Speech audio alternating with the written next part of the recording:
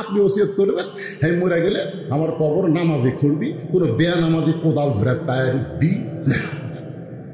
এতে বেয়া নামাজিরা খুশি হবে না রাগ করবে, ওটা দেখার দায়িত্ব আমার আছে। কথা ভাল না। হ্যাঁ, আপনি দুনিয়ার একটা বাড়ি বানাবেন, থাকার গ্যারান্টি নেই, সেই বাড়ি ভালো মিস্ত্রি খোঁজেন। 3 তলা বাড়ি করো ভাই, একটা ভালো মিস্ত্রি দরকার রে। কয় বছর থাকবো? কয় বছর থাকবে? ভালো মিস্ত্রি খোঁজিস 3 তলা বাড়ি বানানোর জন্য, যেখানে থাকার গ্যারান্টি নাই। আর যে কবরে সবার শেষে গেলে 50,000 বছর থাকা লাগবে, সেই কবর খোঁড়ার জন্য ভালো মিস্ত্রি দরকার নাই। মূল্যে ওরাই 5 জন, আমাদের এলাকা ওই 5 জন চুক্তি দিচ্ছে। শালারা এক ওয়াক্ত নামাজ পড়ে না, ওরাই ভোগ করে। ওরাই 5 জন। এখন যাই মরছে, তার বেটা যায় বলতেছে, ভাই আব্বা মারা গেছে, কবর খোঁড়া লাগবে। কবর খোঁড়া যাচ্ছি, ভাই আমরা তো রেডি হয়ে আছি, তুমি কখন আসো সেজন্য বসে আছি। 5 জন এক জায়গাতে 5 রত্ন বসে আছে। একজন ফিসফিস করে বলতেছে, ভাই 5 প্যাকেট সিগারেট দাও। কারণ আমরা সিগারেট মুখত না তুলে জোর পাই না। তো এখন কি করবি, তো কবর কোদালি ধরা পারে না। ওই এখন কবর খনে হলে 5 প্যাকেট সিগারেট দিয়েছে। ওরা বাড়ির থেকে 5 জন সিগারেট টানতে টানতে গোরস্থান দিয়েছে। যাই কোদাল মারতেছে উনিও সিগারেট খায়, যাই মাটি সমান করতেছে উনিও টানে, যাই তুলতেছে উনিও খায়, যাই দেখে দিচ্ছে তাইও খাচ্ছে। সবাই যখন সিগারেট টানে, গোটা এলাকা মনে হয় ভাটার ধুমা চলতেছে। তুলে দিয়েছেন 10:30টায়, ওয়াজ হয়ে 1টা পর্যন্ত। কি আছে মার্শাল্লাহ, মানে মার্শাল্লাহ, মার্শাল কথা কথা মার্শাল।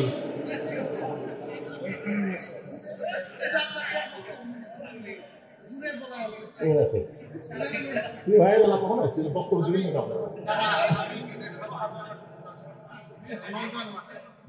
নহজ করছে আজকে, নহজ বসে আছে সাধু সাহেব পিছনে, ঝাঁকি চোখে মার্শাল্লাহ কথা ঠিক আছে। একদিন খালি এসব নামাজের সময় মসজিদে তালা দেয়নি, মনে নেই, মসজিদ মনে নেই, মানুষ ভুল করে না, তালা দেয়নি। সকালে এসে থেকে মাইক নেই, সবগুলো মসজিদে বান্ধিছে।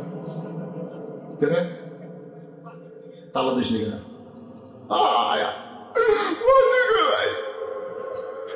তোরা বসে ঘুম পারিস, আরে ফজর আদান জন্য আমার ঘুম হয় না। আমি কত কষ্ট করে 10টা বছর আদান দেয়, তোরা কি বেতন দিস তাকেও দেখি না, খালি মাই খেলাতে। মুয়াজ্জিন বলতেছে, আমার দোষ না দিয়ে আল্লাহ দে, আল্লাহর ঘর, আল্লাহ হেফাজত করা পারে না, আমি কি করব? আপনার ছোট্ট বাচ্চাকে যদি পবিত্র বানাবার চান, তাহলে প্রাইমারি না দিয়া এই মাদ্রাসায় ভর্তি করে দেয়। খালি হুজুর কাছে ঠিক, বাদ বাকি কথা পাই না। না, আমরা এত বোকা। প্রাইমারিতে অনুদান পায়, প্রাইমারিতে অনুদান পায়, উপবৃত্তি পায়। এটা তোর মালটা কি হচ্ছে? ফিটন দেখছে রাষ্ট্রীয় ছাত্র পেশাব গেছে 19 লিখছে, জানে আমার নিজের চোখে দেখা, খারাপ হয়ে পেশাব গেছে 19 লিখছে। আল্লাহ রে, কি আমাদের যুগে পেশাব দিয়ে মানুষ দেখে? আমি দৌড়ে এসে ধরে বললাম, কেরে কি করলে?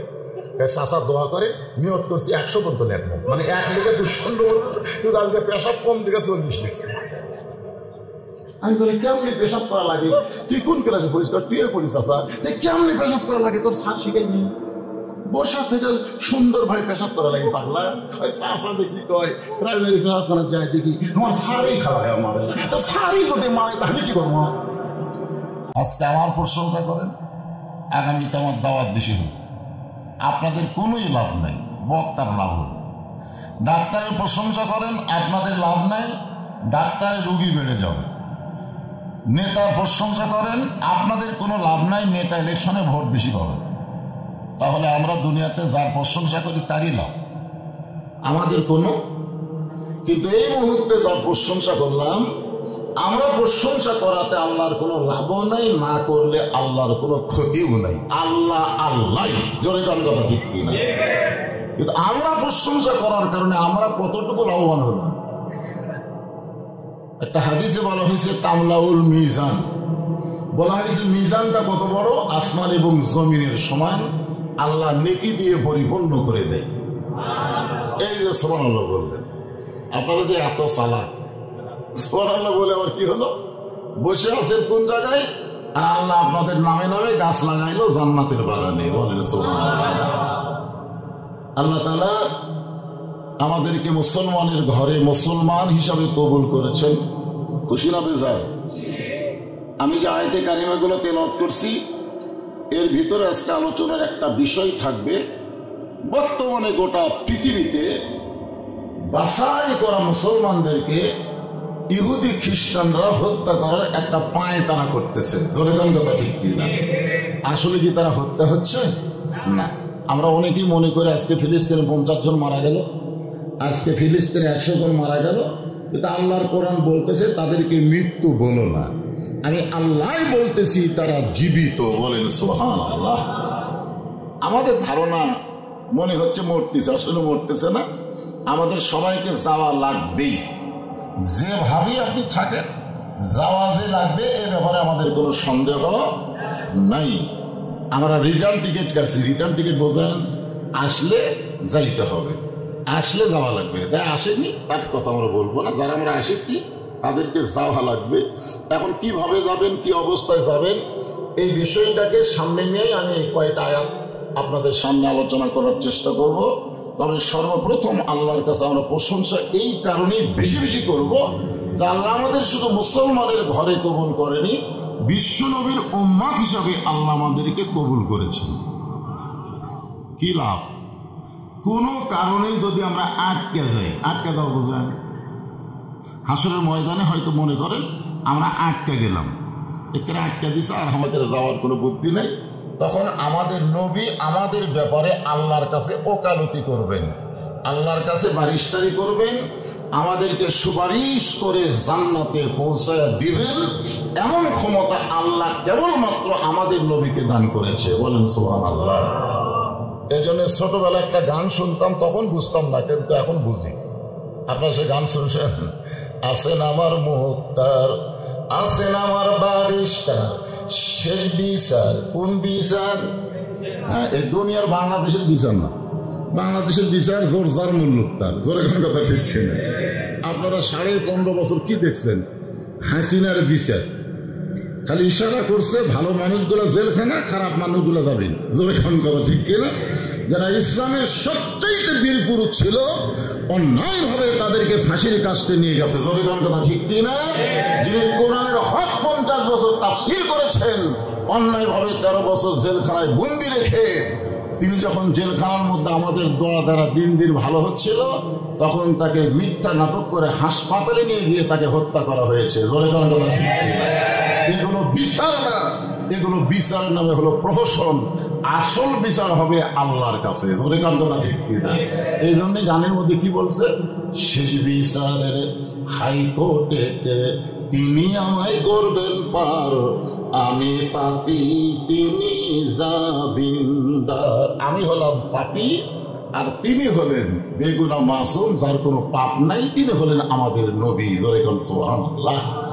তিনি নিজের ব্যাপারে আল্লাহর কাছে দুনিয়াতেও বলেনি, হাসরেও বলবে না, যত কথা বলেছে সব আমাদের ব্যাপারে। জোরে কোন কথা ঠিক কিনা? এই জন্য আমরা বললাম আল্লাহুম্মা সাল্লি আলা মুহাম্মদ, আল্লাহুম্মা সাল্লি আলা সাইয়্যিদিনা মুহাম্মদ। আমাদের নবীর উপরে আমরা দরুদ শরীফ পেশ করলাম। তিনি শুধু আমাদের নবী না, তিনি হলেন আমাদের নেতা। সাল্লাল্লাহু আলাইহি ওয়াসাল্লাম। কবরে প্রশ্ন করা হবে, ওমান নাবিউকা, তোমার কি? তোমার নবীকে খালি কথা বলবে না, তোমার নবী নেতাকে। দুনিয়াতে একজন সাধারণ মানুষকে নেতা হয় না, তার পেছনে চামচাগিরি করে বিসমিল্লাহি মিল্লাতে আলা রাসূলিল্লাহ, এই ঠাট্টা বদমাইশি করার জায়গা হবে না। জোরে ঠিক কথা বলেন। কোরআনে আল্লাহ বলেছেন প্রত্যেকটা নেতার চামচাকে নেতার সাথে তোলা হবে। এখন কার চামচাগিরি করবেন? আমার নেতার চরিত্র ফুলের মতন পবিত্র, নামাজ পড়ে না এক ওয়াক্ত, নাকি? তার পাশে ঘুরবেন, তার পাশে ঘুরবেন। আল্লাহ বলেছেন লাকাদ কানা লাকুম ফি রাসূলিল্লাহি উসওয়াতুন হাসানাহ। যদি সফলতা অর্জন করতে চাও দুনিয়ার কোন সাধারণ মানুষের পিছনে চামচাগিরি না করে বিশ্ব নবীকে তোমাদের আদর্শ হিসেবে গ্রহণ করে নাও। এ কথা কার? আরো জোরে বলেন। ভাগ্য গুণে আমরা এমন নবী পাইছি। এখন পাওয়া জিনিসকে আপনার হারে ফেলবেন? পাইছি যখন, তখন ইন্নাকা লাআলা খুলুকিন আযীম আল্লাহ বলেছেন। মাশাআল্লাহ, আল্লাহর প্রতি প্রশংসা করব। আল্লাহ আমাদেরকে এমন একটা কিতাব দিলেন যেই কিতাবের মধ্যে কোনো সন্দেহ নাই। এই বাবা, এই সামনে বসে কি কর, যেই কিতাবে কোনো সন্দেহ নেই, ধোকা নাই, গোঁজামিল নেই। আছে জালিকাল কিতাব লা রাইবা ফীহি, এমন একটা কিতাব যার মধ্যে কোনো সন্দেহ নাই, সংশয় নাই। আর এই কিতাবকে লক্ষ্য করে আল্লাহ বলেছেন وَنُنَزِّلُ مِنَ الْقُرْآنِ مَا هُوَ شِفَاءٌ وَرَحْمَةٌ لِلْمُؤْمِنِينَ। এখানে শিফা এবং রহমত মুমিনদের জন্য। খুব খেয়াল করবেন, আমরা একটা স্লোগান দিলে কতগুলো নেতা কয় বক্তারা তো ওয়াজ করবার আসে না, রাজনীতি করে। আরে নেতা, গোটা কোরআনই হলো রাজনীতি। জোরে কোন কথা ঠিক কিনা? রাজনীতি মানে রাজার নীতি। রাজাকে আমরা তাবারাকাল্লাযী বিয়াদিহিল মুলক, গোটা পৃথিবীর রাজত্ব কর্তৃত্ব মালিকানা কার হাতে? তাহলে রাজাকে। আর আমরা কি পোষা নয়, আমরা হলাম ফকির। ফকির অন্য জায়গায় আল্লাহ বলেছেন আল্লাহ গানিয়্যুন ওয়া আনতুমুল ফুকারা। ফকিরের বহু বচন হলো ফুকারা। তাহলে আমরা হলাম ফকির। আমাদের নীতির নাম হলো ফকিরা নীতি। মানুষের নীতির নাম কি? আর আল্লাহর নীতির নাম কি? রাজনীতি। কতগুলো বোঝে রাজনীতি করবে। রাজনীতি করবে, কার নীতি করবি? ফকিরা নীতি করবি? তো তাহলে চিন্তা করে দেখেন, এই কোরআনে আল্লাহ যেটা বললেন তার একটা স্লোগান আছে। সেই স্লোগানটা হলো সবাই দেওয়া লাগবে। আপনারা কি কোরআনের পক্ষের মানুষ না বিপক্ষের? পক্ষের মানুষ যদি হন তাহলে আমার সঙ্গে বলা লাগবে সব সমস্যার সমাধান দিতে পারে আল কোরআন। এই ব্যাপারে কারো সন্দেহ থাকলে বলেন হুজুর কোরআন সবকিছুর সমাধান দিতে পারবি না। পারবে? তাহলে গলা খাকারি দেন বাবান। একটা স্লোগান দেওয়া লাগবে, আল্লাহর কোরআনে কিন্তু এক সময় আমাদের সুপারিশ করবে। জলে কোন কথা ঠিক কিনা? ভাই সাথে সাথে এইগুলো তো সভাপতি সাইন মতো বলে। সুবহানাল্লাহ। তো এই জন্য একটু সবাই গলা খাকারি দিলেন। এখন বলবেন সব সমস্যার সমাধান। এখন যেটা সব কিছুর সমাধান দিবার পরে সেটা কি খালি ঘরের মধ্যে না সব জায়গায়? আল কোরআনের আলো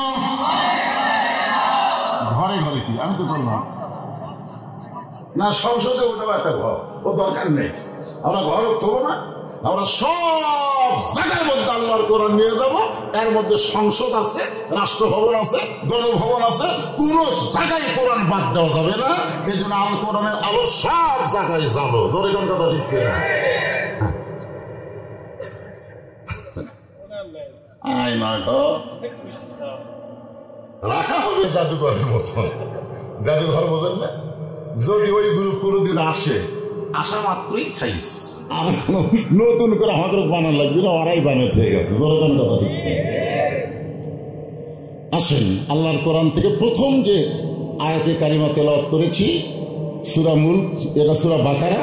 সূরা বাকারা থেকে তেলাওয়াত করেছি ফাযকুরুনি আযকুরকুম ওয়াশকুরুলি ওয়ালা তাকফুরুন। আল্লাহ বলতেছেন যে আমার জিকির করে, আমি আল্লাহ তার জিকির করি। এখানে জিকির মানে কি বুঝতেছেন? অনেকে মনে করে জিকির মানে হচ্ছে আমার দয়াল বাবার দরবারেতে কেউ ফিরে না খালি হাতে। আমাদের বাংলাদেশে কিন্তু একটা পার্টির নাম হলো জাকির পার্টি। নামাজ পড়ে না, খালি জিকির মানে। এখানে যে জিকির, এই জিকির মানে কি বুঝতেছেন আপনারা?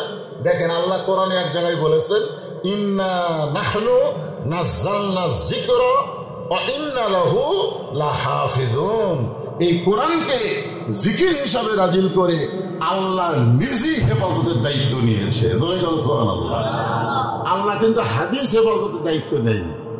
আল্লাহ কোন কিতাবই হেফাজতের দায়িত্ব নেয়নি, একটাই নিছে, তার নাম হলো কোরআন। এই জন্যই বাফি, এর ভিতরে কোনো সন্দেহ নাই। জোরে কোন কথা ঠিক কিনা? কারণ এর মধ্যে কেউ কিছু কম বেশি করবার গেলে তার হাত ধরবি কে? খালি ধরবি না, হাত বুলাবে না দিবি। জোরে কোন কথা ঠিক কিনা?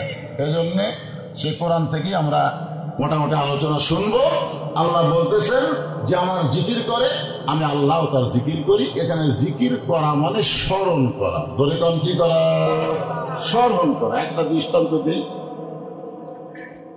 আল্লাহর একজন মস্ত বড় পয়গম্বর, নাম হলো নূহ নবী। নাম কি?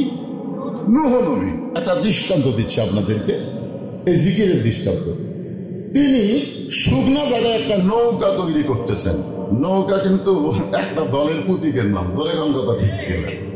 আমার পৃথিবীর সর্বপ্রথম যানবাহন কিন্তু আল্লাহর হুকুমে একটা নবী তৈরি করছে, তার নামও হলো নৌকা। এটা কিন্তু ওই দলের লোকেরা বলছিল আমাদের নৌকা হলো নূহ নবীর নৌকা। তো শুকনো জায়গায় নৌকা তৈরি করতেছে, এমন সময় এক বুড়ি মানুষ লাঠিতে ভরতে ভরতে এসে বলতেছে, বাবা নূহ, এই শুকনো জায়গায় নৌকা বানানোর কারণ কি? নূহ বলতেছে, বুড়িমা, বন্যা নামক একটা গজব আসবে, সেই গজবে গোটা পৃথিবী ডুবে পৃথিবী ধ্বংস হয়ে যাবে। কেবলমাত্র এই নৌকার মধ্যে যারা জায়গা পাবে তারা ধ্বংস হবে না। তো বুড়ি বলতেছে, বাবা নূহ, এই সামান্য নৌকার মধ্যে পৃথিবীর সবাই যদি উঠতে চায় তাহলে কি নৌকা আঁটবে? নূহ নবী বললেন, না মা, এখানে উঠবার গেলে একটা শর্ত আছে। আল্লাহর জিকির করবে যারা, নৌকার মধ্যে জায়গা পাবে তারা, আল্লাহর ঈমান গ্রহণ করবে যারা, নৌকার মধ্যে জায়গা পাবে তারা। নূহ নবীর সময় কিন্তু লা ইলাহা ইল্লাল্লাহ ছিল, আদম নবীর সময় ছিল, আমাদের নবীর সময় ছিল, একই জিকির প্রত্যেকটা নবী দাওয়াত দিয়েছে।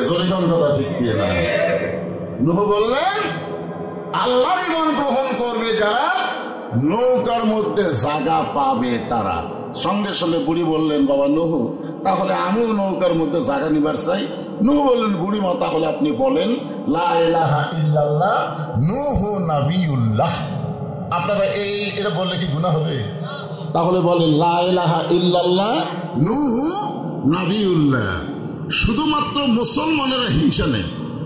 আপনি যদি একটা খ্রিস্টান বলেন যে বলো তো, ও বলবে লা ইলাহা ইল্লাল্লাহ ঈসা রূহুল্লাহ, এ পর্যন্ত বলতে পারে, কিন্তু আমাদের নবীকে জীবনেও স্বীকার করবে না। ইহুদির বাচ্চা করে বলেন, ওরা মুসা পর্যন্ত স্বীকার করবে, এরপরে আর স্বীকার করবে না। জোরে কোন কথা ঠিক কিনা? কিন্তু আমরা মুসলমান সমস্ত নবীকে স্বীকার করি, সমস্ত নবীকে বিশ্বাস করি, আর আমাদের নবীকে আমরা কি করি? অনুসরণ করি। আতিউল্লাহ ওয়া আতিউর রাসূল। হ্যাঁ, আল্লাহ কোরআনে বলেছেন, কুল, হে রাসূল আপনি বলেন, ইন কুনতুম তুহিব্বুনাল্লাহ ফাত্তাবিউনি ইউহিব্বুকুমুল্লাহ। তাহলে আল্লাহর মহব্বত পাওয়ার চাইলে নবীকে ইত্তেবা অনুসরণ করা লাগবে। জোরে জোরে কথা ঠিক কিনা? অনেকে ব্যাখ্যা করে যে নবীকে ভালোবাসে, আল্লাহ তাকে ভালোবাসে। এটা ব্যাখ্যা করে যে নবীকে ভালোবাসে, আল্লাহ তাকে ভালোবাসে। যে নবীকে তো ভালোবাসছে নবীর চাচা আবু তালেব, কোন ভালোবাসছে? কি কারণ ভালোবাসেনি? আল্লাহ নবী নিজেই বলেছেন যে মায়ের পেটে থাকতে আমি এতিম হয়েছি, কিন্তু দুনিয়াতে আসার পরে আমি এতিম ছিলাম না।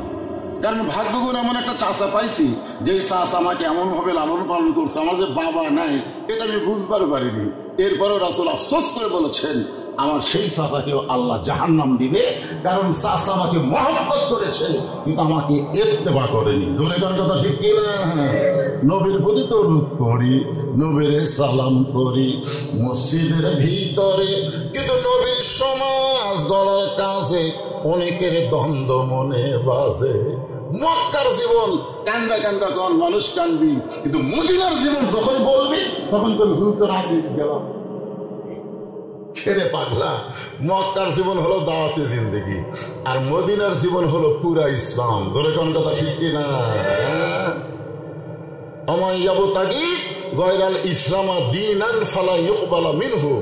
আপনি যে দলই করেন, দল না, ইসলাম ছাড়া অন্য কোন জীবন ব্যবস্থা কেউ যদি গ্রহণ করে, মানুষের তৈরি জীবন ব্যবস্থা কেউ যদি গ্রহণ করে, আল্লাহ বলেছেন কখনোই তা কবুল করা হবে না। জোরে কোন কথা ঠিক কিনা?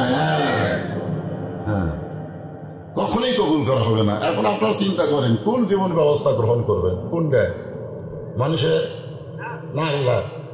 হ্যাঁ, তাহলে একটু মনোযোগ দেন। সঙ্গে সঙ্গে নূহ বললেন, বুড়িমা আপনার আর কোনো চিন্তা নাই, বন্যা নামক গজব যখন শুরু হবে আমি আপনার হাতটা ধরে নৌকায় উঠাইয়া নিব। আল্লাহ কিন্তু বলেছেন অশকুরুলি ওয়ালা তাকফুরুন। সঙ্গে সঙ্গে বুড়ি বলতেছে আলহামদুলিল্লাহ। চিন্তা করেন তো, নৌকার হাত ধরে কে তুলবি? কে কইছে? নূহ বলেছে আমি আপনাকে নৌকার হাত ধরে তুলবো। বুড়ি নূহুর প্রশংসা না করে প্রশংসা করতেছে কার?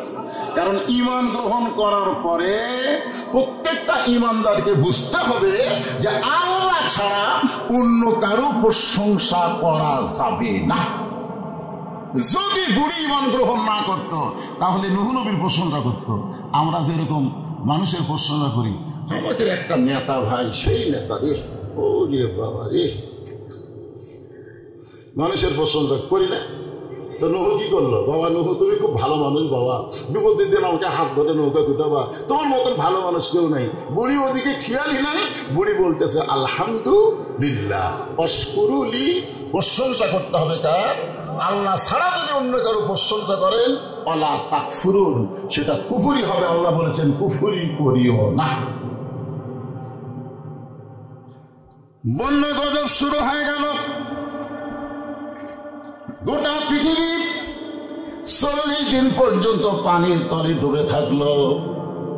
এক সময় বন্যা কমে গেল, নূহ নবীর নৌকা যদি পর্বতে ভিড়ে যায়। আল্লাহ বলে নূহ নৌকার খবর কি? আলহামদুলিল্লাহ। নৌকার মধ্যে আছে যারা জীবিত আছে তারা, নৌকার বাহিরে যারা ধ্বংস হয়েছে তারা। আল্লাহ বলে নূহ বুড়ির খবর কি? নূহ বলতেছে আল্লাহ আমার মনই নেই। দেখেন একটা নবী বিপদে পড়লে ভুলে যায়, আর কতগুলো লোক কয় হুজুর আমার কোনো টেনশন নেই, আমি পিঠ ধরছি, হুজুর পিঠ ধরছি।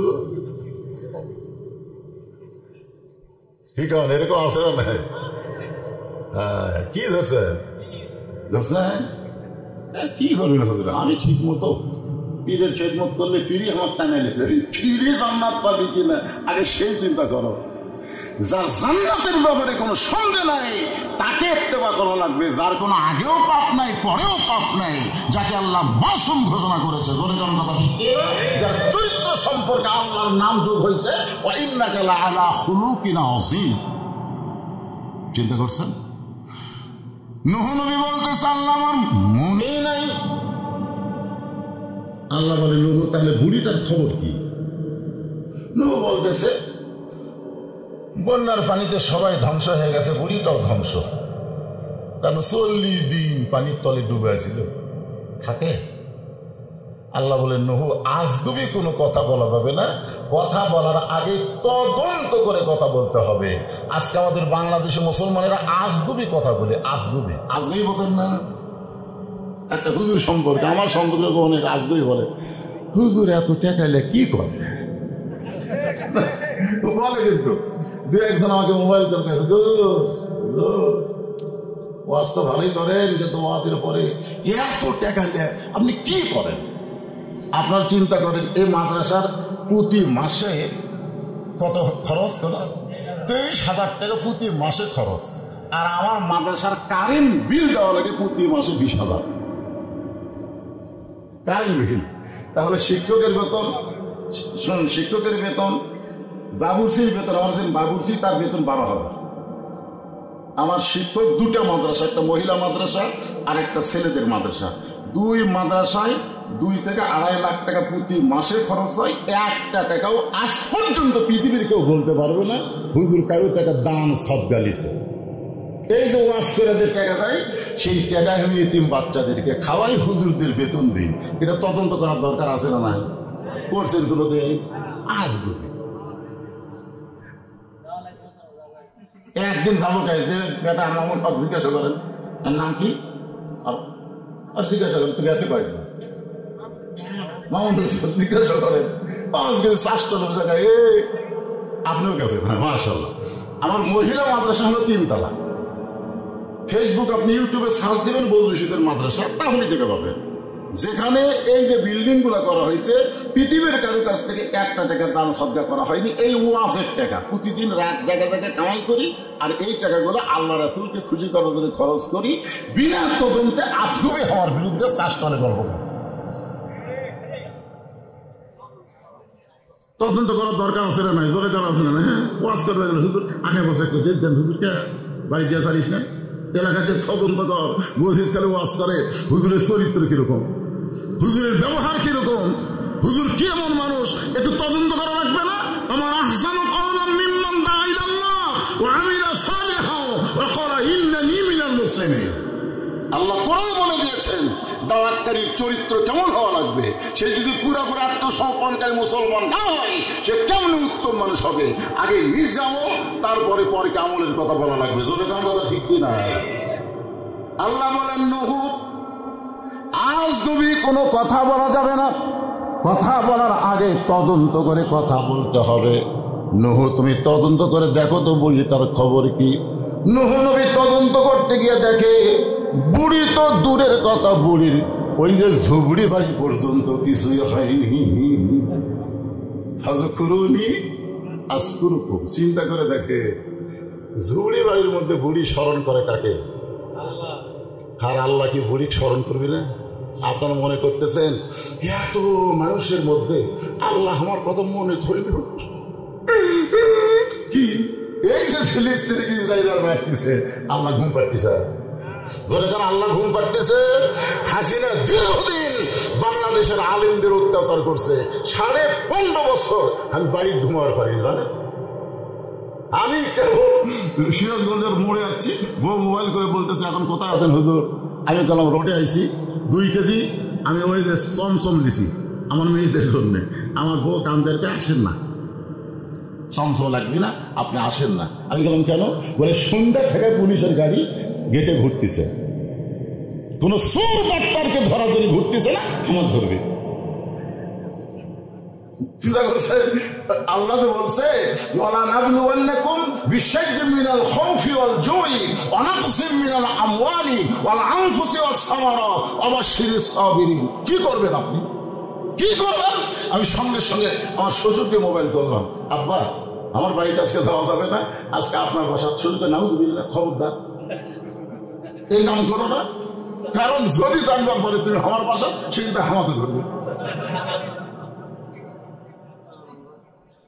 আমার বন্ধু বান্ধবদের বললাম ভাইরে বড় বিপদ, পুলিশ আমার বাসার সামনে ঘুরতেছে। ভাই যা কছেন কছেন, হাসিনার সময় আপনাকে জায়গা দেওয়া যাবে না। কি আমরা কি চোর? আমরা কি বাটপার?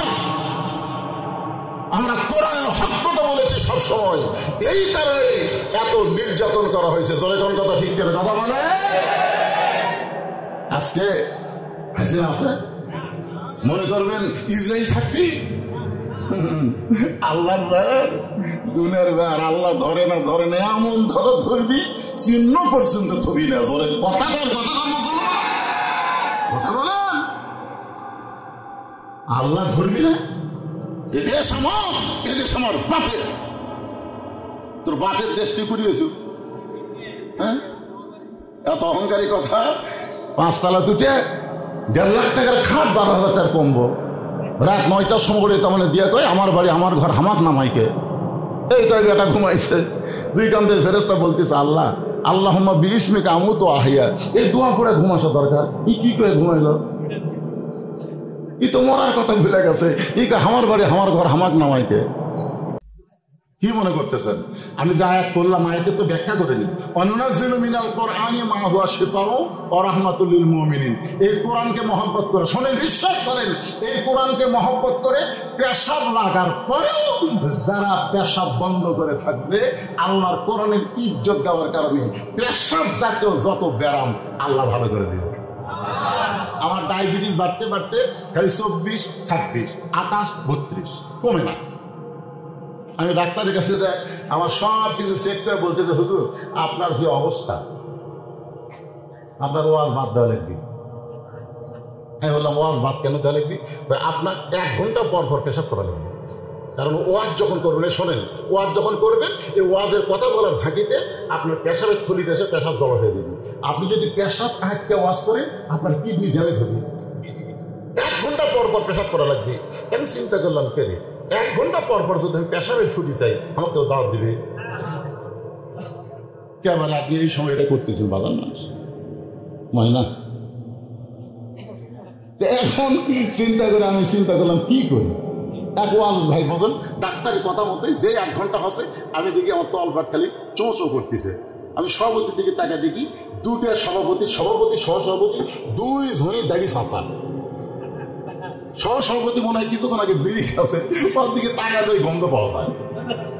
আমি চিন্তা করি যে আমার লাগছে এরকম যদি আমি মাইক দিই তাহলে তো কিছুই কর পারবি না, মাহফিল ভাঙ্গে দেবে। আজকে যদি আমার পেশাব লাগে কেনার যদি কই ভাই 5 মিনিট খালি মাইক ধরা ফোন আমি খালি ঘুরে আসি ওষুধ করে আসি, আপনার উঠবেন। কিন্তু কি বিপদ, আমি বললাম আল্লাহ অমাইয়া তাওয়াক্কাল আলাল্লাহি ফাহুয়া হাসবুহ, তোমার প্রতি তাওয়াক্কুল করে কোরআনের মহব্বত আমি ওয়াজ করতে থাকলাম। দরকার লাগবে আমি এটি সোফা সেটি পেশাব করবো, কিন্তু আমি বিশ্বাস করেন আল্লাহর করোনার সামনে এই নিয়তে ওয়াজ শুরু করলাম। প্রথম 15 মিনিট একটু কিট করলো, তারপরে আমার তলটা ঠান্ডা হলো। এরপরে ওই রে ব্যারাম এমন আউট হয়ে গেল ভাই। ডাক্তারের কাছে গেলাম, ডাক্তার খবর কি হয়? ভালো হলো। বড় ওষুধের আমি কথা বলি, ধরে কান সুবহানাল্লাহ। আপনারা এমন একটা ওষুধের মাহফিলে বসে আছেন, পেশাব লাগে লাভ এটা আটটা বসে থাকেন। ওই ব্যক্তির কবরে সবচেয়ে বেশি আযাব হবে যে পেশাব থেকে পবিত্র হওয়ার পারে না। যতবার পেশাব করবেন ততবার ঠিক মতো পবিত্র হওয়ার চেষ্টা করা লাগবে।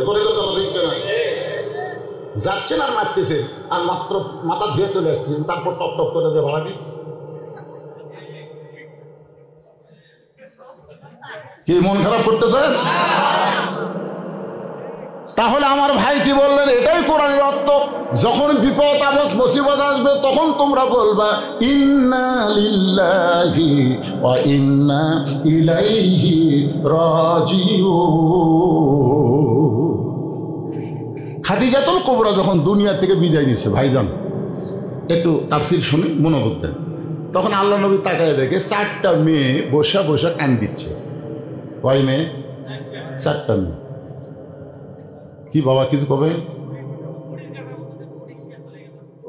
একটা ওয়াজ আমি ছুঁয়ে যাবো না প্রধান, এটা কোন বক্তা? আমার ওয়াজ আপনার যে কোনো শোনেন নেই, আমি যেটি যাই আবার ঘুরে উঠে আসুন, কোনো টেনশন করেন না।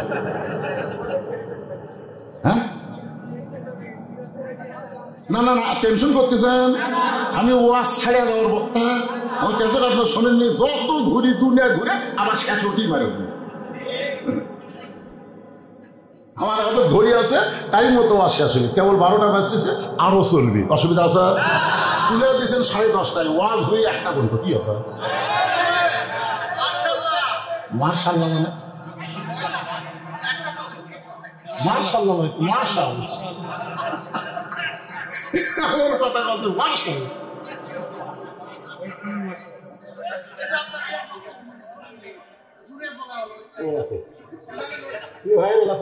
বক্তব্য দিবেন আপনারা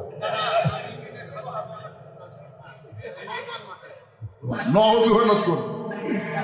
আজকে নওয়াজ বসে আছে সাকি সাহেব পিছনে, ঝাঁকি চোটে মাশাআল্লাহ, এটা তো ঠিকই আছে, মাশাআল্লাহ সুবহানাল্লাহ আলহামদুলিল্লাহ। এই যে থাকবার আছে এতে আমার মন খুশি হয়ে গেল। থাকেন বা না থাকেন আলহামদুলিল্লাহ। 4টা মেয়ে কাঁদতেছে। একটার নাম হলো জয়নাব, একটা মেয়ের নাম হলো রুকিয়া, একটা মেয়ের নাম হলো কুলসুমা, আর একটা মেয়ের নাম হলো ফাতেমা তো জোহরা। নবী দেখতেছেন 3 মেয়ের কান্নার সাইজ আলাদা, আর 1 মেয়ের কান্নার সাইজ অন্যরকম। 3 মেয়ে কানতেছে একটি বিনাইকি করে। বিনাইকি বোঝেন? আমার মা মইরা গেছে, কোথায় গেলে মা পাবো বলে দাও না আল্লাহ রে, আমার মা মইরা গেছে। কিন্তু ফাতেমার দিকে নবী তাকায় দেখ, ফাতেমা কানতেছে কিন্তু কান্নার কোনো শব্দ নাই, 2 চোখের পানিতে গাল ভিজে যাচ্ছে। রাসূল আমার 4টা মেয়ের ভিতর থেকে ফাতেমাকে ইশারা করলেন। ফাতেমা যখন ঘরের ভিতরে যায়, আল্লাহ রাসূল বললেন ফাতেমা তোমার মা আমাকে 3টা ওসিয়ত করেছে এবং তোমাকেও 2টা ওসিয়ত করেছে। আর ওসিয়ত পালন করা হলো ওয়াজিব, ওসিয়ত পালন করা হলো ওয়াজিব। তোমার মা দুনিয়া থেকে বিদায় নেওয়ার আগে আমাকে 3টা ওসিয়ত করেছে, আর তোমার ব্যাপারে 2টা ওসিয়ত করেছে। 1 নম্বর ওসিয়ত হলো তোমার মাকে তুমি নিজে গোসল করার লাগবে, তুমি একা একা গোসল করার লাগবে, অন্য কেউ তোমার সঙ্গে থাকতে পারবে না। আপনি আমার বলতেছে বাবা আবার আরো 3টা বোন আছে, ওদেরকে কি আমি সঙ্গে নিবার পারবো না? রাসূল বলে ফাতেমা তোমার মা শুধু তোমার ব্যাপারে আমাকে বলেছে, অন্য কাউকে তুমি সঙ্গে নিবার পারবা না। ফাতেমা বলতেছে বাবা এখন আমি একলাই যদি আমার মা গোসল করাই তাহলে এরা 3 বোন তো মন খারাপ করবে। রাসূল বলতেছে মন খারাপ করবি না, কি করবি? এটা তো দেখার কথা না, দেখার কথা হলো ওসিয়ত পালন করা। আপনি ওসিয়ত করবেন হ্যাঁ মরে গেলে আমার কবর নামাজে খুলবি, কোনো বেয়ানামাজি কোদাল ধরে পায়ের দি, এতে বেয়ানামাজিরা খুশি হবে না রাগ করবি? ওটা দেখার দায়িত্ব আমার আছে? কথা বল না। হ্যাঁ আপনি দুনিয়ার একটা বাড়ি বানাবেন, থাকার গ্যারান্টি নেই, সেই বাড়ি ভালো মিস্ত্রি খোঁজেন। 3 তলা বাড়ি করো ভাই, একটা ভালো মিস্ত্রি দরকার রে। কয় বছর থাকবো? কয় বছর থাকবি? ভালো মিস্ত্রি খোঁজিস 3 তলা বাড়ি বানানোর জন্য, যেখানে থাকার গ্যারান্টি নেই। আর যে কবরে সবার সাথে গেলে 50,000 বছর থাকা লাগবে, সেই কবর খোঁড়ার জন্য ভালো মিস্ত্রি দরকার নাই। মূল্যে ওরাই 5 জন, আমাদের এলাকার ওই 5 জন চুক্তি দিচ্ছে, শালারা 1 ওয়াক্ত নামাজ পড়ে না, ওরাই খোঁড়ে, ওরাই 5 জন। এখন যাই মরছে তার বেটা যায় বলতেছে ভাই আব্বা মারা গেছে, কবর খোঁড়া লাগবে। ওই কবর খোঁড়া যাচ্ছি ভাই, আমরা তো রেডি হয়ে আছি, তুমি কখন আসো সেজন্য বসে আছি। 5 জন এক জায়গাতে 5 রত্ন বসে আছে। একজন ফিসফিস করে বলতেছে ভাই 5 প্যাকেট সিগারেট দাও, কারণ আমরা সিগারেট মুখত না তুলে জোর পাই না। তো এখন আমি কি করবি, কিন্তু কবর কোদালি ধরার পারে না। ওই এখন কবর খোঁড়ে আলাদা 5 প্যাকেট সিগারেট দিচ্ছে। ওরা বাড়ির থেকে 5 জন সিগারেট টানতে টানতে গোরস্থান দিয়েছে। যাই কোদাল মারতেছে ওই সিগারেট খায়, যাই মাটি সমান করতেছে ওইও টানে, যাই তুলতেছে ওইও খায়, যাই দেখে দিচ্ছে তাইও খাচ্ছে। সবাই যখন সিগারেট টানে গোটা এলাকা মনে হয় ভাটার ধুমে জ্বলতেছে। আপনার বলেন তো দুর্গন্ধ ফেরেশতা পছন্দ করে? কথা কন না। আপনি ওসিয়ত করবেন আমি মারা গেলে দুনিয়ার কোন বেনামাজি আমার যেন কবর খনন না করে। দরকার হলে 5 জন নামাজিকে আপনি কবর খনন করার জন্য আগেই হাদিয়া দিয়ে রেডি করবেন। ভাইজান যদি আমি আগে মরি আমার কবর খুঁড়বা, আর তোমরা যদি আগে মরো আমার কোনো দাবি নেই। এই যে তোমাদের 25,000 টাকা দিলাম, আমার কবরটা তোমরা খুঁড়ে দিও। মসজিদের দিনে আজান দেয়, পৃথিবীর মধ্যে সবচাইতে সম্মানী ব্যক্তি হলো মুয়াজ্জিন। আজকে দুনিয়াতে তার সম্মান না থাকলে কি হবে? রাসূল বলে বেলাল একটু আমার কাছে আসো। বেলাল যখন নবীর কাছে যায়, নবী বলে বেলাল তুমি জানো তোমার মাথা আমার উপরে থাকবে। বেলাল বলে ইয়া রাসূলুল্লাহ আপনি হলেন ইমাম, আমি হলাম মুয়াজ্জিন। আল্লাহ নবী বললেন ওমান আহসানু কওলাম মিম্মান দাআ ইলাল্লাহ। এই আয়াতের শুনে বলতে যে শোনো বেলাল, হাসরের ময়দানে আল্লাহ মুয়াজ্জিনের মাথা সব চাইতে উঁচু করে দিবে। শুধু মাথা উঁচু থাকবে না, আল্লাহ একটা নূরের টুপি পর্যন্ত তার মাথায় পরাইয়া দিবে। এখন বলেন পৃথিবীর মধ্যে সবচেয়ে সম্মানী ব্যক্তির নাম কি? আরো জোরে আপনাকে গ্রামে মুয়াজ্জিন। একদিন খালি এসব নামাজের সময় মসজিদে তালা দেয়নি, মনে নেই মুয়াজ্জিন, মনে নেই, মানুষ ভুল করে না, তালা দেয়নি। সকালে এসে থেকে বাইক নেই, সবগুলো মুয়াজ্জিনে বান্ধিছে, তালা দিস নি কেন?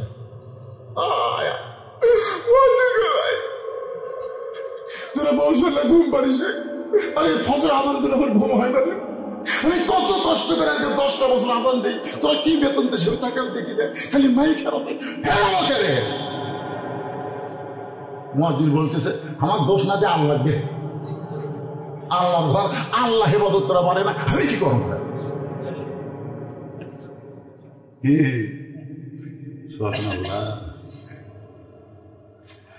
ভালো একজন আলেম আপনি চিহ্নিত করে রাখবেন, আপনার 14 গোষ্ঠীর মধ্যে কোনো আলেম না। এখন কি করবেন? তাহলে একজন ভালো আলেমকে বলবেন ভাইটা আমার জানাজার নামাজ পড়াইয়া দিও। রাসূল বললেন ফাতেমা তুমি তোমার মাকে গোসল করাতে হবে, কারণ তোমার মা একদিন আমাকে বলল, হুজুর আপনি কি জানেন যখন জয়নাব আমার পেটে ছিল, আমার পেট উঁচু হয়েছিল, আমার পেটে ব্যথা হয়েছিল, প্রসব বেদনা আমার হয়েছে। যখন রোগে আমার পেটে ছিল, আমার পেট উঁচু হয়েছিল, আমার পেট ভারী লাগছিল, আমার প্রসব ব্যথা হয়েছে।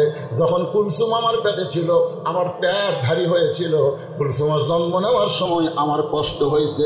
ওগো আল্লাহর নবী শোনেন, আমার কলিজার টুকরা ফাতেমা যখন আমার পেটে ছিল, আমার পেটের মধ্যে সন্তান আছে বুঝবার পারছি, কিন্তু আমার পেটে কোনোদিন ওজন লাগে নাই।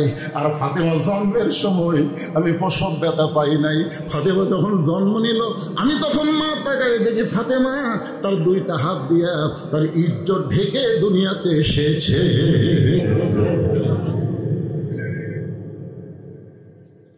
রাসূল বলেন, খাদিজা,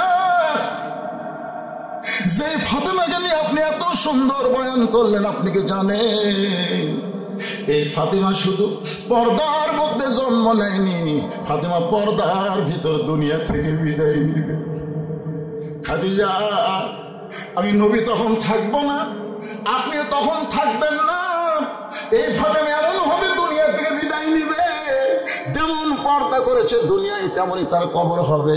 আর দুনিয়ার কোন ব্যক্তি পর্যন্ত তার কবরও দেখতে পাবে না। সুবহানাল্লাহ। তখন থেকে খাদিজা নিয়ত করেছে, আমি যদি মারা যাই, আমার এই মেয়েটা যদি আমাকে গোসল করে দেয়, মেয়ে পর্দা নিশির হাতের পরশে আল্লাহ হয়তো আমাকে একটু মাফ করবার পারে। ধরে কর সুবহানাল্লাহ।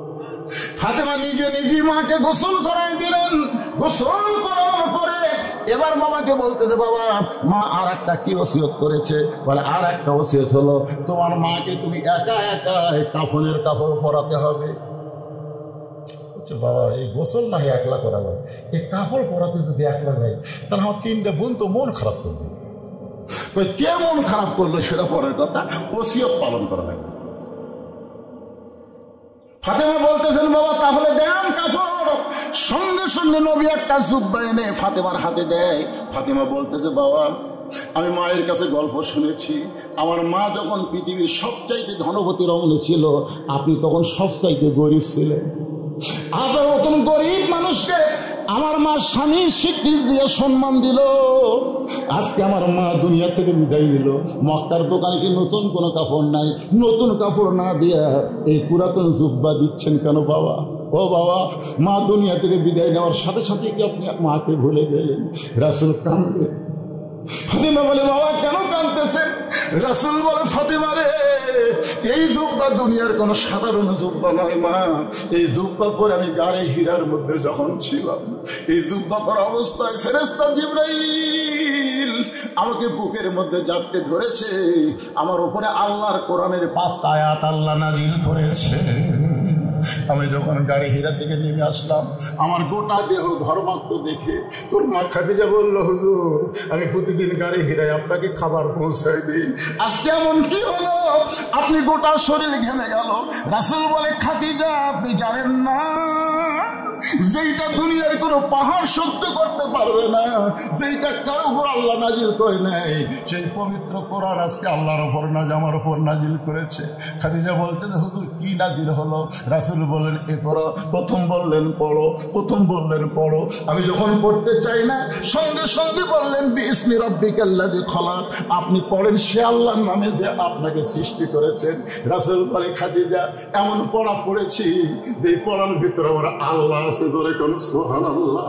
আজকে এই মাদ্রাসায় যে শিক্ষা দেওয়া হয়, সেই শিক্ষাটাই হলো বিসমি রাব্বিকাল্লাযী খলাক।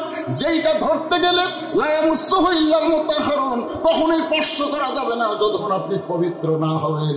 আপনার ছোট্ট বাচ্চাকে যদি পবিত্র বানাবার চান, তাহলে প্রাইমারি না দিয়া এই মাদ্রাসায় ভর্তি করে দেয়। তাহলে হুজুর কাছে ঠিক, বাদ বাকি কথা পাই না। আমরা এত বোকা। প্রাইমারিতে অনুদান পায়, প্রাইমারিতে অনুদান পায়, উপবৃত্তি পায়। এটা তোর মানটা কি হচ্ছে? কীটক দেখছে রাষ্ট্রীয় ছাত্র পেশাব দিয়ে 40 লিখছে, তাহলে আমার নিজের চোখে খাড়া হয়ে পেশাব দিয়ে 40 লিখছে। আল্লাহ রে, এই কি আমাদের চোখে পেশাব দিয়ে মানুষ দেখে? আমি দৌড়ে এসে ধরে বললাম কেরে কি করলি? চাচা দোয়া করেন, নিয়ত করছি 100 পর্যন্ত লেখবো, মানে 1 লিখে 200 আজকে পেশাব কম দিকে 40 লিখছে। আমি বলে কেমনি পেশাব করা লাগে? তুই কোন ক্লাসে পরিষ্কার টিয়ে পড়িস চাচা? তুই কেমনি পেশাব করা লাগে? তোর স্যার শিখাইনি? বসা থেকে সুন্দর ভাই পেশাব করা লাগে পাগলা। চাচা দেখি কয় প্রাইমারি পেশাব করা যায় দেখি, আমার স্যারই খাওয়া হয় আমার, তো স্যারই যদি মারে তা আমি কি করবো? আপনারা বলেন একদম একদম গোলাম সাহেব ঢাক ধরল ঝাঁদর বাজে, এই মিথ্যা শিক্ষার জন্য পবিত্র হওয়া দরকার আছে। আর এটা ধরেন তো আসেন আজকে সেই মিথ্যা শিক্ষার প্রাইমারি কোনো টেনশন নাই। আর এই সত্য শিক্ষা বন্ধ করে দেওয়ার জন্য নাস্তিকেরা এই মাদ্রাসায় 1 টাকাও দেয় না। ধরে কথা ঠিক কিনা? আপনাদের মতন আল্লাহওয়ালা বান্দা আছে বলে, আল্লাহওয়ালার আছে বলে এই মাদ্রাসা টিকে আছে। এটা কি কাপড় হিসেবে দিয়ে দিবেন? ফাতেমা বলতেছে বাবা তাহলে জুব্বার মাহাত্ম্য কি? আল্লাহ রাসূল বলেন ফাতেমা শোনো, এই জুব্বার মাহাত্ম্য হলো এই জুব্বা দুনিয়ার সাধারণ কোনো জুব্বা নয়, এই জুব্বার সাথে আল্লাহর কোরআনের একটা সম্পর্ক রয়েছে। আপনার বলেন তো কোরআনের সম্পর্ক যার সাথে থাকে তার দাম কমে না বাড়ে? কমে না বাড়ে? যারা কোরআনের আন্দোলন করেছে তাদেরকে অন্যায়ভাবে হত্যা করার পরে তাকে জানাজার খবর জানেন? জানেন না? জানেন গোলাম আজমকে বাংলাদেশের রাজাকার বলছিল, ওনার জানাজা ধরে গেছিলাম ঢাকা। কত লক্ষ মানুষ জানেন? পুলিশ দিয়ে যাবার দিবি না। সাইদি হুজুরও একটি জানাজা করবে চাইছিল, কবতে চাইছিল, সেটি দিবার দেয়নি আর একটি। কত লক্ষ মানুষ জানেন? আর এলা লেতারাম হইলে জানাজার দোয়া দরুদ কি করা লাগে খায়, তো সারা রোজও করেনি। কথা ঠিক কিনা ভাইজান? শোনেন কোরআনের সঙ্গে যাদের সম্পর্ক, সাধারণ একটা কাঠ চিন্তা করে দেখেন, একটা কাঠ একটা গাছ দিয়ে 3টা জিনিস বানাচ্ছে, একটা খাট, একটা সোফা, আর একটা হলো কোরআন থর রেহান। আপনার বলেন তো এই 3টার মধ্যে দাম বেশি কার?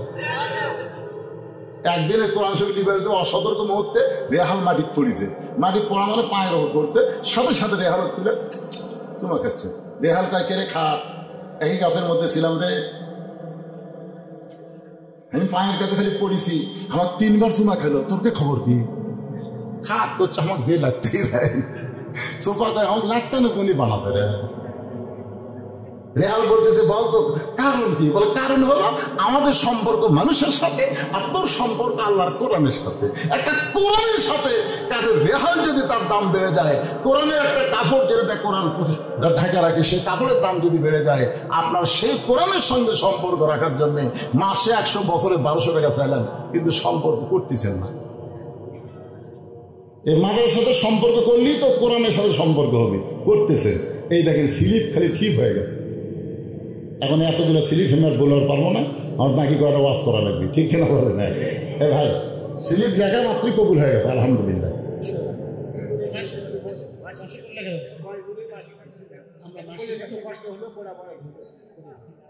আচ্ছা আচ্ছা আচ্ছা, পারমানেন্ট প্রতি মাসে হচ্ছে মাশাআল্লাহ। কয়েকজন ধরে একটা বিয়ে মোশাররফ শাহ মাসে 200, শাহ রিয়া শাহ মাস্টার মাসে 200, তাসনিম জান্নাত মাসে 50, আব্দুল্লাহ তাশরিফ 50, সেলিনা বেগম 100, মাসিক 50 50 100 200, 200 200, তাহলে হলো 600, এরই তো 400, 100 ধরো। আচ্ছা ঠিক আছে, তাহলে এক পরিবারের পক্ষ থেকে আল্লাহ মাসে 500 টাকা করে দান করবে, সবাইকে সুন্দর সুস্থ হায়াতে তাইয়্যিবা সুখী রেখো, ধরে কোন আমিন। হ্যাঁ বছরে 6000, মাশাআল্লাহ। তাহলে আর একটা চলে যাচ্ছে, আর আমার হাত দেন না, ওয়াজ করে করে মনোযোগ করি। আল্লাহ আল্লাহ আল্লাহ, একটু মনোযোগ দিয়ে শোনেন। এবার ফাতেমা জুব্বাখানা নিয়ে মা খাদিজাকে একা একা বরাবর কাছে, নবী যাচ্ছেন সঙ্গে।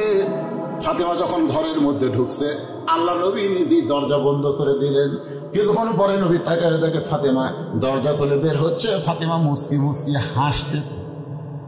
ফাতেমা মুখে মুসকি হাসি। রাসূল বলে, ফাতেমা কানতে কানতে জুব্বা তোমার মাকে কাফন পরানোর জন্য ঢুকলে, কিন্তু হাসতে হাসতে কেন দরজা খুললে? ফাতেমা বলতেছে, বাবা কানতে কানতে কেন ঢুকলাম এটাও আপনি জানেন, হাসতে হাসতে কেন বের হলাম এটাও আপনি জানেন। রাসূল বলে, কানতে কানতে তুমি ঢুকলাম জানি, কারণ মেয়ে তার মাকে কাফনের কাপড় পরাবে, অবশ্যই কানবে, কিন্তু হাসতে হাসতে তুমি দরজা করলা ফাতেমা, এইটা নবী আমি জানি না। ফাতেমা বলে, বাবা আমি তো মনে করতাম আপনি জানেন। রাসূল বলে, ফাতেমা মা ইয়ানতিকু আনিল হাওয়া ইন হুয়া ইল্লা ওয়াহয়ুন ইউহা, আমি নবী জানি না যতক্ষণ আল্লাহ না জানায়। নবী কোনো কথা কি ইচ্ছা করে নফসের তাড়নায় বলছে? কথা বলেন, বলছে? নবী গায়েব জানে? আমাকে নবী গায়েব জানে? আমাকে বাবারা জানে, বাবারা গায়েব জানে। ওই একটা দেওয়ান বাবা ছিল, আল্লাহ মানুষ নাকি আল্লাহ বসে থাকে, এটি পেট গেছে, এটি ওই দেওয়ান বাবা বাবা এই রে বাবা, বাবা যদি শুনবার চান তাহিরের কাছে যান। এই রে বাবা, আমি তো জানি একটা লোকের দুটা বাবা হলি যাবে আমার লক্ষণ, আমার বাবার হিসাব নাই। কে পাগলা, কেউ যদি খালি বলে আমার দুই বাপে জন্ম দিছে মরিস কি, ওয়াকাদা রাব্বুকা আল্লা তা'বুদু ইল্লা ইয়্যাহু ওয়া বিল ওয়ালিদাইনি ইহসানা। আল্লাহু আকবার। একটু মনোযোগ দিয়ে শুনেন, নবী বলতেছেন, ফাতেমা হাসতে হাসতে দরজা কেন খুললে আমি রাসূল জানি না। ফাতেমা বলতেছে, বাবা তাহলে আমি হাসতে হাসতে দরজা খুললাম, আপনি কি শুনবেন? রাসূল বলে, তুমি বললে তো আমি অবশ্যই শুনবো। ফাতেমা বললেন, বাবা আমি যখন আপনার জুব্বা আমার মাকে পরাবার গেছি, একটু মনোযোগ দিয়ে শোনেন, আমি যখন আপনার জুব্বা আমার মাকে পরাবার গেছি, ইত্তাকু, আল্লাহ রাসূল বলেছেন, ইত্তাকু ফিরাসাতাল মুমিনিনা ফাইন্নাহু ইয়ানজুরু বিনুরিল্লাহ। জোরে সরে বলেন সুবহানাল্লাহ। এটা কি দিছে আপনি? সর্বোচ্চ দাতা প্রকৌশলী জাকারিয়া শাহ, পিতার নাম হলো মোশাররফ শাহ, বিল বয়রা, একটা মোটর,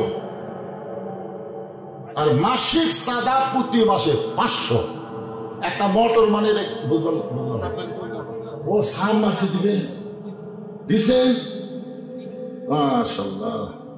কে বলে রাসূলের মহব্বতের পাগলা নাই, তাই বসে হবে পিছনে। আল্লাহ একটা মোটর দিয়েছে, বাচ্চারা মাদ্রাসার কোরআনের পাখিরা গোসল করে ওযু করবে, একটা মোটর দিয়েছে সাবমার্সিবল, আবার প্রতি মাসে 500 করে দিবে।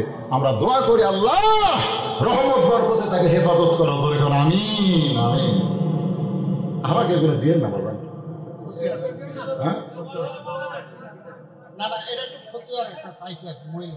মহিলার একটা ফটো আছে, মহিলার তালিম করা যাবে কিনা, একদল বলে তালিম করা, স্বামী বউ তালিম দিবে, ঠিক আছে, তালিম দিবে, জায়গা মতো দিবে, যদি এদিক সেদিক হয় দরকার 2-1 চট দেও তালিম দিবে, অন্য কেউ তালিম দেওয়া যাবে না, স্বামী বউ তালিম দিবে। কারণ যখন শোনেন ইয়াসার রাদিয়াল্লাহু ঈমান গ্রহণ করলো, ইয়াসার সাহাবীর নাম শুনি, ইয়াসার রাদিয়াল্লাহু যখন ঈমান গ্রহণ করলো, তখন বললো, ইয়া রাসূলুল্লাহ আমি বাড়িতে যাওয়ার পরে আমার বউ সুমাইয়া সেও ঈমান গ্রহণ করবার চায়। তাই বললাম, রাসূল বলতেছে কেন? বলে আমি ঈমান গ্রহণ করার কারণে আমার চেহারায় নাকি ঈমানের একটা নূর দেখতে পাচ্ছে আমার বউ। তার বউ বলতেছে, তাহলে তুমি যখন ঈমান গ্রহণ করে তোমার চেহারা নূর হয়েছে, আমিও সেই ঈমান গ্রহণ করতে চাই, তা আমি কি আমার বউকে আপনার কাছে আনবো? আল্লাহ রাসূল বললেন, বাল্লিগু আন্নি ওয়ালাউ আয়া, তুমি যে ঈমান গ্রহণ করছো এই কলেমার দাওয়াত তুমি তোমার বউকে দাও, আমার কাছে আনা লাগবে না, যত তালিম দিব তুমি তালিম দিবে, এদিক সেদিক হলো চাপা তো মারা লেগে চলে গেল। বাপের বাড়ির লোকজন যখন আসে, বউ পাগলি হয়ে যায়, মুরগি ধরে আর যখন স্বামীর বাপ আসে ওই ঘর কাজ করা থাকে, ঠিক কিনা বলে? সেই সময় চাপাত বরাবর তোর বাপ আসলে 14 তরকারি দেখিলে, আর আমার বাপ আসলে মুখ বেঁকাকে নাই, তোর সারা জীবন বিকালে বিয়ে করবো রে, তুই মরে গেলে বড় অভাব নাই, আর আমার বাপ বললে কানলে কিয়ামত পর্যন্ত বাপ পাওয়া যাবি না। জোর কথা কর না কেন? এর না হলে তালিম দেওয়া, তালিম এরই না, তালিম কি কর, আমার কি তালিম দেবে? আমি সব কথা বুঝুন ঠিক, এই জন্য আমার দাওয়াত বেশি লিবার পারি না। কি মন খারাপ করতেছেন? এছাড়া কোনো তালিম চলবে না। এক পাড়ার থেকে আর এক পাড়ার যে মহিলারা তালিম দিয়ে মসজিদে তো নামাজ পড়া হিসাব তালিম হতে দিচ্ছি, মেয়েরা মসজিদে নামাজ হবি না তালিম দেবার যাই হতে পারে। আল্লাহর বান্দার একটু মনোযোগ দিয়ে শোনেন। ফাতেমা বলতেছে, বাবা আপনার জুব্বা যখন আমার মাকে পরাবার গেছি, আমি তখন নূরের নজরে দেখতে পাই আমার মাকে আল্লাহ তাআলা জান্নাতের পোশাক পরাইয়া দিছে। সঙ্গে সঙ্গে নবী দরজার কাছে বসে বললেন, নবীর চোখটা দরদর করে পানি পড়তেছে। ফাতেমা বলে, বাবা আমার মাকে আল্লাহ জান্নাতের পোশাক পরায় দিছে, এইটা শুনে আপনি কেন কাঁদতেছেন? রাসূল বলে, ফাতেমা এই কান্না কোনো কষ্টের কান্না নয়, এই কান্না কোনো দুঃখের কান্না নয়, এই কান্না হলো আমার আনন্দের কান্না। ফাতেমা রে, তুমি কি জানো সর্বপ্রথম আমাকে দুনিয়াতে নবী বলে কে স্বীকার করেছে? ফাতেমা বলতেছে, বাবা আপনি বলেন আমি শুনব। রাসূল বলে, ফাতেমা সর্বপ্রথম আমাকে নবী বলে যে স্বীকার করেছেন সেই মহিয়সী নারী হলো তোমার মা খাদিজাতুল কুবরা। সর্বপ্রথম বইয়ের কাছে নবী। আর 42 বছর ওয়াজ করি, এখন পর্যন্ত আমার বউ হাত হুজুর পায় না এখনো। আমি তো একবার হুজুর কব, খালি হাসে। হাসো কেন? জনগণ আমরা চিনি না তাই হুজুর কয়, কিন্তু আমি চিনি না আপনি মালটা কি দেখছেন। 42 বছর ওয়াজ দিয়ে বইয়ের কাছে হুজুর হওয়ার পারলাম না, আর সর্বপ্রথম নবী তার বউয়ে কলেমার দাওয়াত দিলেন। তার মানে আমার নবী বাহিরেও যেমন ভিতরেও তেমন। এই জন্যে নিঃসন্দেহে একজনকেই ইত্তেবা করা যাবে, তিনি হলেন আমাদের নবী। আতিউল্লাহ ওয়া আতিউর রাসূল। এরপর আল্লাহ কিন্তু আতিউ বলেনি, ওয়া উলিল আমরি মিনকুম বলেছে। আমরা ইমামকে ততক্ষণ মানব ইমাম যতক্ষণ নবীর তরিকায় নামাজ পড়াবে। 4 রাকাত আসলে 3 রাকাতে যদি ইমাম বসে আমরা লোকমা দিয়ে খাড়া করে দেবো। ধরে করার কথা ঠিক কিনা? ইমাম যদি খাড়া না হয় তাহলে আমরা ইমাম পাল্টে নতুন একটা নেতা বানাবো। এরে ইমাম তুই সৈরাচারী হয়ে দিনের ভোর রাতি করব, আর তো ঘোমরা থমো। বসলে বস 2 রাকাতে, আসরের 4 রাকাতে, 3 রাকাতে চলবি না। লোকমা দেবো, খাড়া হওয়া সরষেটা দেয় সই খর, কিন্তু তুই উঠবই না। ওই যে বচ্ছি 42 সালের আগে আর উঠবো না। কি আমাকে একজন বলতে পীর ধরা থাকি না, পীর যদি নবী ধরে তাহলে পীর ধর। নিজের তরিকা কাঁদরিয়া, তোর পীরের তরিকা কি কাঁদরিয়া? এই তরিকা কুটি আসা চিশতিয়া, নজারদিয়া, নকশবন্দিয়া, তরিকা একটা, সেটা হলো আতিউল্লাহ আল্লাহর হুকুম ওয়া আতিউর রাসূল নবীর তরিকা। জোরে কান কথা ঠিক কিনা? আল্লাহর হুকুম নবীর তরিকা, এছাড়া কোনো তরিকা নাই। একটু মনোযোগ দিয়ে শোনেন। রাসূল বললেন, ফাতেমা তোমার নসিহত করেছে আমাকে 3টা। একটা হলো তোমাকে তোমার মাকে জুব্বা দেওয়া, তোমার মাকে কবরে নামায় দেওয়া, কবরে যখন মুনকির নাকির আসবে উত্তর দিবার না পারলে উত্তর দেওয়া। রাসূলকে উত্তর দেওয়া লাগে নাই। আপনার যদি কবরে যান, যাবেন না, সাইজ হয়ে যান, সাইজ হয়ে যান। যখন আপনাকে মান রব্বুকে বলবে, মুনকির নাকির মান রব্বুকে যেই বলবে, আপনার নামাজ খাড়া হবে। নামাজ খাড়া হয়ে বলবে, এই মুনকির নাকির কাকে মান রব্বুকে প্রশ্ন করতে চায়? সে বলতেছে আপনি কে? আমি যাই হই, এই যাই শুয়ে আছে, ওই তো কথা কয় না, কেবল আরামের ঘুম দিছে। ইসাফির সিঙ্গার ফুৎকার দিলে 1 বছর দিবি, তুমি এত তাড়াতাড়ি এখন ডাকলো পেরে সোয়ানোর লক্ষণ না। হ্যাঁ এই মান রব্বুকে প্রশ্ন করিস, আমি হলাম নামাজ। যেই লোকটা মসজিদে যায় নিয়ত করার পরেই কয় আলহামদুলিল্লাহি রাব্বিল আলামিন, যেই লোকটা রুকুতে গিয়ে বলে সুবহান রাব্বিয়াল আযীম, যেই লোকটা সিজদায় গিয়ে বলে সুবহান রাব্বিয়াল আলা, এতবার দুনিয়াতে রব রব করে কেবল কবরত আসলো আবার রব। মুনকির নাকির কয় আল্লাহ তোমার বান্দাকে মান রব্বুকা প্রশ্ন করার সাথে সাথে নামাজ যে খেবা খেপছে, আল্লাহ কয় যে নামাজ নিয়ে কবুল হতাচ্ছে রবের উত্তর হয়ে গেছে। কেরে বেনামাজি রায় কি আপনাকে বলতেছি না, যারা নামাজ পড়ে তারা রবকে চিনেছে। কথা কন না কেন? আলহামদুলিল্লাহ রাব্বিল আলামিন, সুবহান রাব্বিয়াল আযীম, সুবহান রাব্বিয়াল। কয়বার কছেন আপনি? এক নামাজে কতবার বলছেন? সারা জীবনে কত নামাজ পড়ছেন? কতবার রব কছেন আমার রব? যখন বলবো আমার দিনুকা, তোমার দিন কি, সঙ্গে সঙ্গে যে হাদিসটা বুখারী শরীফ থেকে আমি তেলাওয়াত করলাম, মাহাদানিয়া দুখুল জান্নাতি হুব্বা ইয়ারজিলাত দুনিয়া, এই মাত্র জান্নাতের মধ্যে আরাম করতেছে, কিন্তু দুনিয়াতে আসার জন্য ছটফট করে। আল্লাহ বলে জান্নাতি তোমাকে জান্নাত দিলাম, তুমি কেন দুনিয়াতে যাবার চাও? বলে আল্লাহ দুনিয়াতে আমি এই জন্যই যাবার চাই, আমি প্রথম দুনিয়াতে তোমার দিনের দাওয়াত দিবার যায়, তোমার দিন কায়েম করতে গিয়া শাহাদতের পিয়ালা পান করেছি। শাহাদতের পিয়ালা লিমা ইয়ারা মিনাল কারামাতি, শহীদ হওয়ার সময় যে সম্মান আমি পাইছি, তোমার জান্নাতে সেই সম্মান আমি পাচ্ছি না। ফায়তাল আশার আমার রাতান, আমি দুনিয়াতে যাব 10 বার তোমার দিন কায়েমের আন্দোলনে শহীদ হব, কারণ শহীদ হওয়ার মধ্যে সেই মজা আছে, তোমার জান্নাতের মধ্যে সেই মজা নাই। আজকে বাংলাদেশ ইসলামী আন্দোলন যারা করতেছে, ইসলামী আন্দোলন করতে গিয়ে নানা ধরনের গান তারা শুনতেছে, কেউ বলে রাজাকার, কেউ বলে মৌলবাদী, কেউ বলে জঙ্গি, এক একটা গাল তাদেরকে দেওয়া হচ্ছে। ইসলামী আন্দোলন বলবে সেই লোকটা দুনিয়াতে ইসলামী আন্দোলন করে কবরে আইছে, আমার দিনুকা প্রশ্নের উত্তর হয়ে গেছে। আমার নাগুকা তোমার নেতাকে, হ্যাঁ আমার নেতা তোমার নেতা, যারা করছেন না অন্য কোনো নেতা ধরে বসে আছেন, তাহলে সাইজ মতো একটা আমার নেতা তোমার নেতা।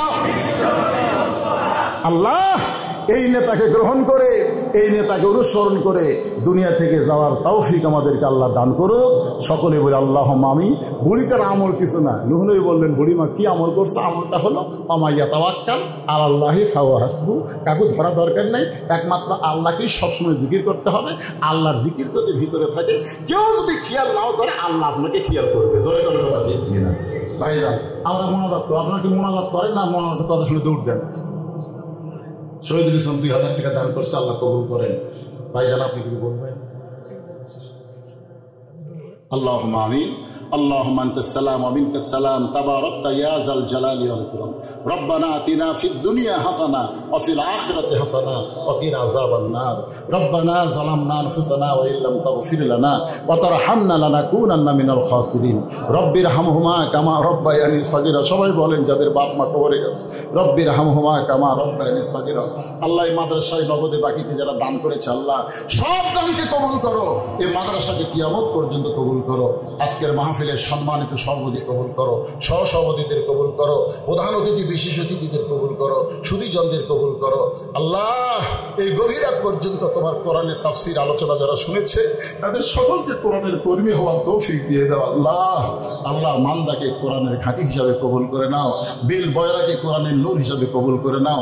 এই মাদ্রাসার মুহতামি মাদ্রাসার তালবে ইলম যাদের মাথায় পাগড়ি দেওয়া হলো, আল্লাহ সবাইকে হক্কার হাফেজ আলিম কবুল করে নাও। আমার মা বোনদেরকে পর্দানিশী কবুল করো, আবেদা সানিয়া কবুল করো। মৃত্যুর সময় আমাদের ঈমানটা জবানে জারি রেখো। সুবহান রাব্বিকা রব্বিল ইজ্জাতি আম্মা ইয়াসিফুন।